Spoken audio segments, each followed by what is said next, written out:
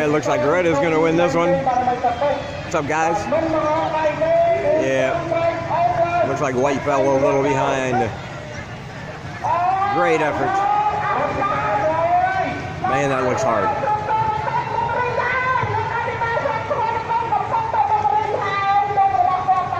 It is Thursday now, and as you can see, even though it's only about 9 in the morning, tons of people still over here. Tons. Looks like mainly on that side. This side's not too bad. As a matter of fact, that's how close I am to the river. Yesterday, last night, that would not have been possible. But yeah, I know the footage from yesterday wasn't the best angle I could get. I'm trying to get better, but it's hard with you got lots of people down here. Everybody's filming. Everybody wants to get that shot, you know. But I get what I can get, and I think you understand the gist of what's going on here, right? Yeah. But we went out yesterday, and the video you saw was just a short portion, man. We were out maybe 5 or 6 hours total, and there's just tons of stuff to see, tons of stuff to do downtown. I could have easily made a 4 or 5 hour video out of that, but I wasn't going to do that, obviously. But anyway, that was one of the races. Apparently they go 2 at a time. I did not know that when they first started yesterday. They all took off. I mentioned, oh, one of them's already in the lead. Well, that didn't really count because they all got to go down that way to a certain starting point, and then I guess they draw colors out of a hat, and that team's colors will compete one-on-one. Yesterday they went to the quarterfinals, I believe, and right now should be determining the semifinals. And then tonight will be the finals between the last 2 teams. Well, it looks like we got a little bit closer race going on over here. Wait, where are they? They're there. Lost track a little bit. Yellow, blue's trying though. Blue, purple, whatever color they are. Try not to fall in the river.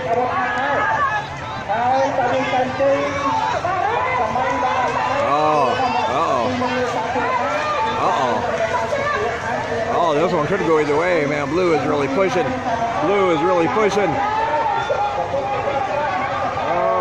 I don't think they're quite going to make it because there goes the finish line. Oh, what an effort, though. Good effort. All right, we need to go get something to eat. I can hear Senglai's stomach rumbling from all the way down here. And there she is. Hello. Coffee me up. All right, there we go. My wake-up juice. Yeah, pretty good deals on here. The thing I was worried about was some things being overpriced because it's a festival, there's lots of people. But I didn't find that to be the case. It was, we stopped and got a couple waters. They were small waters, 25 cents each, like normal. Later on, Senglai wanted one of those Oisha, I think it is, green teas. Very good green tea, by the way. I enjoy them too. And that was 60 cents, like normal, like I always get. So yeah. Also, I mentioned the hat. That was only $4, and she did stop and get herself a new purse. Yes, I succumbed to the purse. I didn't want to, because I'm like, you already have a purse, and it's a perfectly fine purse that does its job. I don't understand why women need more than one. I really don't, but she really wanted it. And I was like, well, there goes another 10 bucks, but I was wrong. It was only $5.50.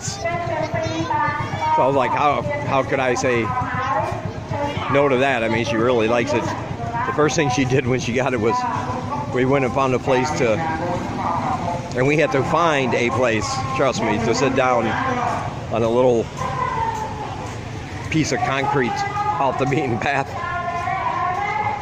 And started putting all the stuff from her other purse into the new purse. She was happy. I was happy with the price. So she got a hat, a purse for less than $10. The food was, maybe some of the dishes were like 25 cents more than you would normally pay, but it wasn't exorbitant.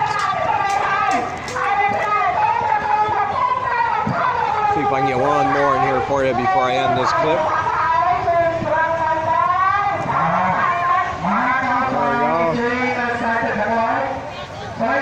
It's like a light blue versus gray. I believe those are gray shirts. White maybe. That just got gray from the water slashing on them. I don't know. Anyway, people are down here enjoying themselves, watching the boat races. And sometimes I forget to unzoom it. But yeah, we're just gonna head down, get something to eat. Like I said, everything was fairly priced, I thought. The things I saw. If you look at my Facebook page or Instagram, you'll see a picture. They had whole roasted chickens.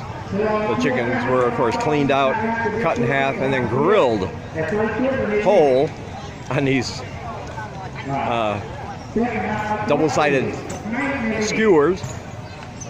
And for a whole grilled chicken, it was only $5. If I hadn't already eaten most of the chicken, that single I cooked last night, I might have been tempted. Oh, it looked incredible. So yeah, price is not too bad.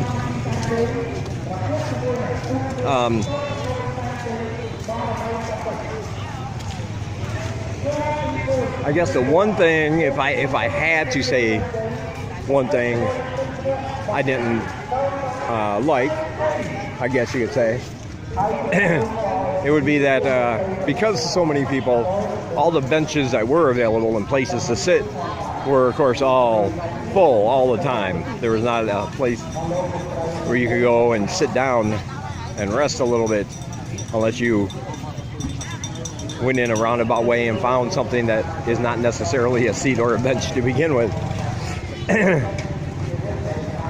Which is fine, I understand the people, but the thing that got me was that they took away some sitting spots and benches to make room for more vendors. So you have more people, the ones you have are already going to be full, and then you take away some. At one point we did, like I said, we were out maybe 5 or 6 hours, but we did go back at one point to the apartment just because my legs were hurting, and I was like, I need to sit down. There was no place to sit down. So even all the curbs, like along the streets, they were just full of people already sitting. So we did go back for about an hour so I could rest. And then we went back out.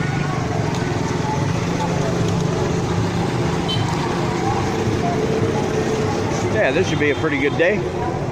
Nice and sunny, breezy by the river.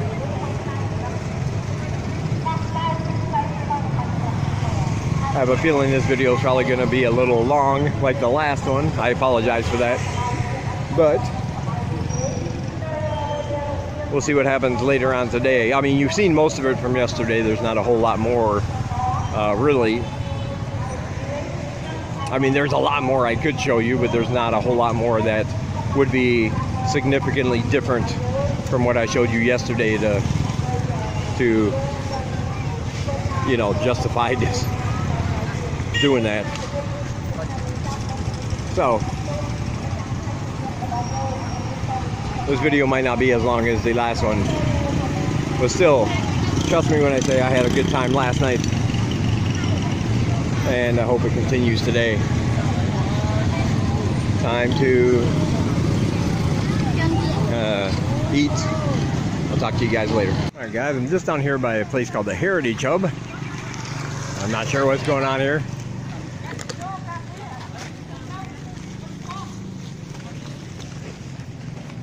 We got some nice outfits. Hello. How are you guys? Yes. Hello. We'll get on the other side there. This looks, oh, it's a guitar. It's a guitar. Some kind of float.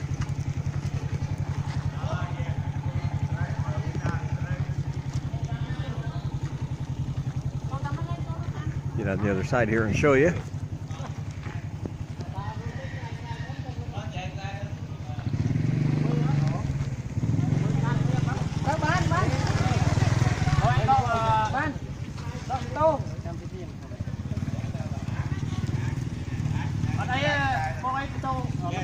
Yeah, I've been to this place before once. The Heritage Hub is what it's called. I'm still not sure what it is. It says Cambodian Living Arts. Let me show you the sign here. There it is. And you can walk back there. And I've been back there. This is my second time. It is probably, I would say, the most peaceful place in Siem Reap, especially now during the festival. That float is probably the most noise I've heard in both times I've been there, because they're trying to get it through without, breaking it or anything. But but to this day, I'm not sure what it is what I'm trying to say. So if somebody could enlighten me as to what that place actually is, I'm pretty sure it's a working pagoda or wat temple, whatever you wish to call it, because there are all kinds of monks back there. The main building has some kind of ceremony going on. I saw a monk in white robes standing at the door, people coming in and out. So I did take some pictures, but I wasn't going to take video because I don't want to invade anybody's privacy if it's some kind of special ceremony or a wedding, funeral, whatever. So I did do a whole video on that place the first time I went there. You should check it out. And it hasn't changed much. They have nice, very shady benches you can just go sit on, and it's peaceful and quiet and not a lot of people back there. The people that are back there are all being respectful and quiet. It's beautiful back there, away from the hustle and bustle. And I'll be the first to admit, I love the hustle and bustle. I say this lots of times. It makes me feel alive watching people partying and having fun, and just everybody elbow to elbow. I don't know, I like that kind of thing. Although I do understand why some people don't. Some people have anxiety around large crowds. I've even heard from a couple expat friends on Facebook when I was posting pictures of the crowds, and they both basically said the same thing. Yeah, that's why I'm staying inside until Saturday or whatever. No crowds. Don't do good in crowds. Anxiety kicks in. But so I understand that. However, on the other hand, after walking around for a long time, and it's nothing but wall-to-wall people, a place like this, right here, is a great place to go to unwind. It's like I said, I'm not sure if it's just a pagoda, a wat ground, or if they have something else going on back there, but I didn't want to venture too far because, like I said, there was something going on in the main building, and I didn't want to be intrusive. But, coffee. Oh, but it was very nice back there. There's Singlai coming out. She went to see I don't know, some kind of fortune teller with cars. I don't know. I spoke about that in one of my videos too. Waste of money preying on people's worst fears and emotions. Charlatans, one and all. Psychics, tarot, seances, charlatans, fakes, frauds, no matter what country you live in or what nationality you are when you're doing it. That is my opinion. So she wanted me to sit down and watch, and I'm like, nope, I'll go back here to the Heritage Hub next door. I'm not going to be a participant in that kind of fraud. she wants to spend $1 to do it. It's her money. But still. Yeah. And this is how you get there if you're interested in going to the Heritage Hub. That's Watbo Road up ahead. If you're passing by Hatta Hairstylist, going back that way, it's right around that corner. You're headed in the right direction. Just follow the curve around. Look for the tall entrance structure that has a lot of really shady looking scaffolding. They've been working on reconstructing that since I've been here, so I don't know if it will ever get finished. But you look for that and then just follow the path right inside. Nobody's ever stopped me or asked me what I was doing there, or nobody's asked me for money to go in. I mean, nothing like that has ever happened. So I don't know exactly what it is, but it is a nice little oasis away from the crowds and the noise. And it's really close to where I live. This is Watbo, and I'm not sure what street this is. Just look for this stuff. I'll give you a 360. Oh, there's a sign right there. There's the sign for it. Heritage Hub. Find that street. Follow the arrows. That's what it is. Alright. I really did want to show another video, but if you look down, you'll see that I have one of my videos is dedicated to that place. I went in one day, I just stumbled upon it, and I was new here, I didn't know where I was. Just went down the street because I'd never been down it before. Walked in, I was expecting somebody to say, hey, you don't belong here, or hey, that's a $5 admit, but no, nothing. But I did get more way back in the area and show you some of the other buildings, and it appears to be where the monks live and do their monk things. I'm not sure what that is. Meditating, I suppose. So yeah, I'm not sure where that video will be on my list, but if you find it, you'll get a better idea. All right, we're going this way. I don't know why. Home is the other way, and home is where my fan is. It's getting very hot. I'm gonna go home, sit in front of my fan. I still haven't uploaded. I know when you're watching this it will be uploaded, but I have not uploaded the day one video from the water festival yet. And this is the time of day usually when my Wi-Fi is the strongest. Late morning, early afternoon, for some reason, that's when the speeds are really, really good. So I want to get back and upload that.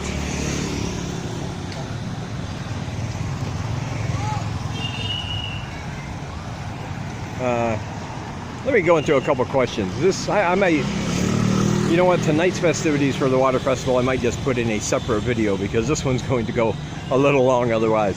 But I did have a couple questions, or a question I wanted to answer real quick. The pros and cons and the hoops you might have to jump through, and the legalities of either buying or not buying a motorbike when you move here. Not a lot of hoops at all, really. When you buy one, just make sure they have their tax card, registration card, and a license plate. That's about it. You will pay taxes on it the year after you buy it if their taxes are up to date. If they are not, then you could wind up owing money, so make sure that's up to date. I've heard most people don't even bother changing the registration card. They just keep it in the name of whoever they bought it from, then you will buy it. I'll find out more about that when I get ready to actually buy one. I have not bought one yet. Legalities, driver's license, etc. Any motor vehicle that is 125 cc's or lower, you do not need a driver's license for at all, no matter if you're local or foreign. And most of these bikes are 125 cc's. or under. They have all manners of bike, or all manner of bikes over here, motorbikes. They have automatic, semi-automatic, manual, whatever you want.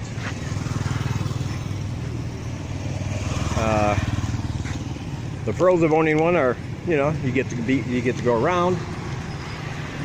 When it's really, really hot, you don't have the sun to deal with. Don't have to worry about putting on sun cream or waiting until a certain time of the day to get something done because it's too hot right now. And even if you're not walking like I do, it's still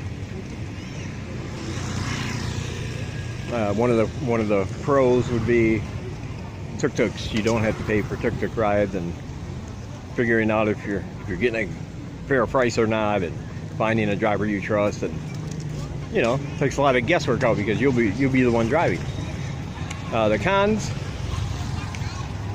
if you've seen in any of my videos, just the traffic rules and regulations here are definitely not enforced. They mean almost nothing to most people driving here.